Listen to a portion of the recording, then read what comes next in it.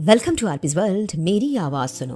दोस्तों, 17 जनवरी कंगना रनौत की film Emergency का release date. Kangana Ranaut Emergency के दौरान तत्कालीन प्रधानमंत्री इंदिरा गांधी के रोल में, राजनेता जयप्रकाश नारायण के रोल में अनुपम खेर, अटल बिहारी वाजपेयी के रोल में श्रेयस तलपड़े और फील्ड मार्शल सैम मानेकशॉ के रोल में मिलिंद सोमन। दोस्तों, आज हम आपको ऐसी एक्ट्रेस के बारे में बताएंगे जिन्हें इमरजेंसी के दौरान बिना कसूर जेल में कैद कर लिया गया। अमानवीय अत्याचार हुए और उस अत्याचार के चलते उस मशहूर अभिनेत्री ने दम तोड़ दिया।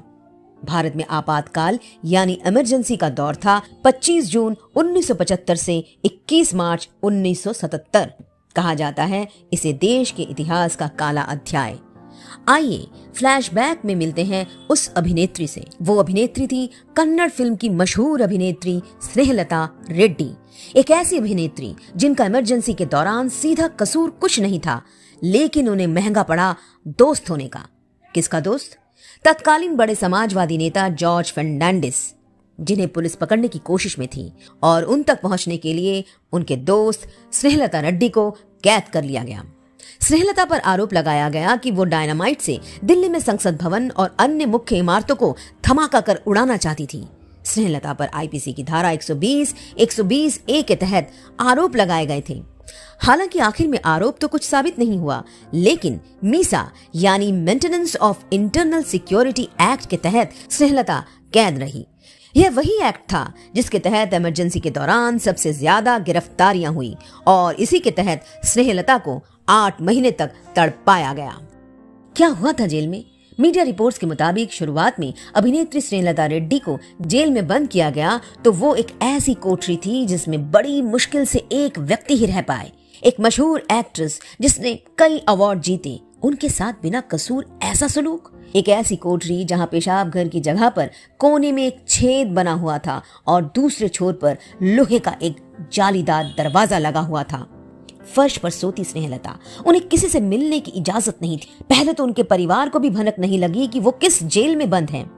पूरे 8 महीने उन्हें फॉल्स केस में असीम यातनाएं दी गईं। जेल में उनके बगल की कोठरी में बंद किए गए अटल बिहारी वाजपेयी और लाल कृष्ण आडवाणी ने बाद में मीडिया में बताया था कि कारावास के समय उन्हें किसी महिला के चीखने की आवाज सुनाई देती थी। बाद में पता चला कि वह कन्नड़ अभिनेत्री स्नेहलता थी। चीखने की आवाज, जी हाँ दोस्तों, चीखने की आवाज। कितनी प्रताड़ना की गई स्नेहलता पर, कितने अत्याचार हुए जेल में स्नेहलता पर। जेल में लिखी हुई एक छोटी सी डायरी में स्नेहलता ने लिखा था, जिसे कर्नाटक के ह्यूमन राइट्स कमेटी ने पब्लिश किया था और जो मीडिया में भी छपा। स्नेहलता का कहना था, जैसे एक महिला अंदर आती है उसे बाकी सभी के सामने नग्न कर दिया जाता है। जब किसी व्यक्ति को सजा सुनाई जाती है तो उसे पर्याप्त सजा दी जाती है। क्या मानव शरीर का अपमानित किया जाना चाहिए? इन विकृत तरीकों के लिए कौन जिम्मेदार है?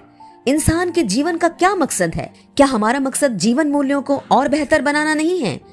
इंसान का उद्देश्य चाहे कुछ भी हो, उसे मानवता को आगे बढ़ाने का प्रयास करना चाहिए। यानी आप समझ रहे हैं दोस्तों, स्नेहलता रेड्डी पर कैसे अत्याचार हुए। स्नेहलता अस्थमा की मरीज थी, बावजूद उसे घोर यातनाएं मिली।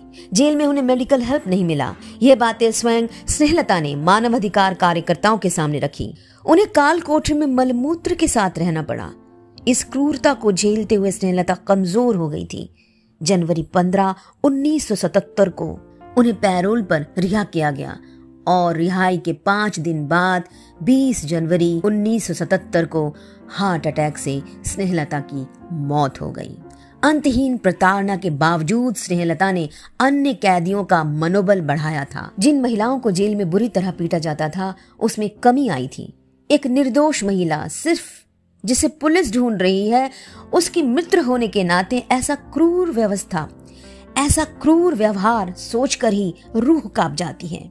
इंदिरा गांधी की इमरजेंसी और स्नेहलता रेड्डी की चीखें। 2023 में संसद में बीजेपी लीडर स्मृति ईरानी ने इमरजेंसी के दौरान स्नेहलता रेड्डी पर कैसा टॉर्चर किया गया उसका जिक्र किया था। इमरजेंसी के पूरे 50 साल होने पर कंगना रनौत की फिल्म इमरजेंसी रिलीज के लिए तैयार है। दोस्तों, क्या आप इस अध्याय के बारे में जानते हैं? जरूर कमेंट करके बताइएगा। ये एक ऐसा अध्याय जिसे जितनी बार पढ़ा जाए बस रूह कांप जाए। 17 जनवरी को कंगना रनौत की फिल्म इमरजेंसी आ रही है।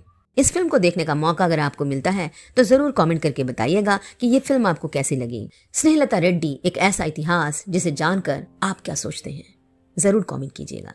शुक्रिया दोस्तों, आरपीज वर्ल्ड मेरी आवाज सुनो को सुनने के लिए। और हाँ, जाते जाते सब्सक्राइब करने के साथ साथ ऑल नोटिफिकेशन के लिए बेल आइकन दबाना ना भूलें और पसंद आए तो शेयर करने के साथ साथ कमेंट भी कीजिए।